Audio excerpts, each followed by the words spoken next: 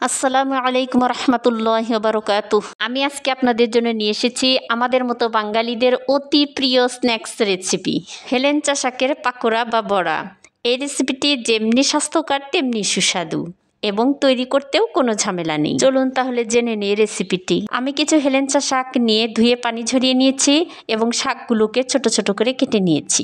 আমি এই রেসিপিটি করার জন্য হাফ কাপ খেসারির ডাউল রাতে ভিজিয়ে রেখেছিলাম, সকালে ধুয়ে পানি ঝরিয়ে নিয়েছি, সেটি ব্লেন্ডারে দিয়ে দিচ্ছি পরিমাণ মতো পেঁয়াজ কুচি এবং কিছু কাঁচামরিচ।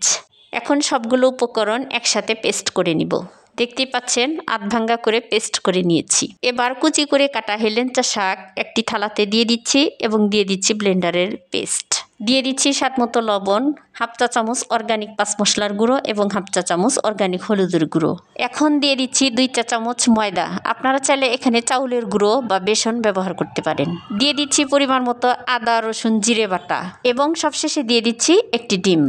এবার সবগুলো উপকরণ একসাথে মাখিয়ে নিব। ভালোভাবে মাখিয়ে নিয়েছি।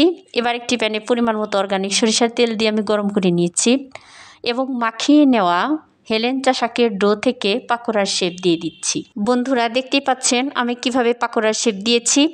এবার এক পিঠ ভাজা হয়ে গেলে উল্টে দিয়ে আরেক পিঠ ভেজে নিচ্ছি। ভিউয়ার্স, আপনাদের কাছে অনুরোধ, যারা এখন পর্যন্ত আমার চ্যানেলটি সাবস্ক্রাইব করেননি প্লিজ আমার চ্যানেলটি সাবস্ক্রাইব করুন এবং যারা অলরেডি সাবস্ক্রাইব করেছেন থ্যাংক ইউ সো মাচ। সবগুলো পাকোড়া আমি ভেজে নিয়েছি। এবার আপনাদেরকে সার্ভ করে দেখাচ্ছি। হেলেঞ্চা শাকের বড়া, তাই একটু হেলেঞ্চা শাক দিয়ে সার্ভ করছি। দেখতে কিন্তু অনেক আকর্ষণীয় লাগছে আর সত্যি ভিউয়ার্স, খেতে যে কি অসাধারণ হয়েছে না খেলে বুঝতে পারবেন না।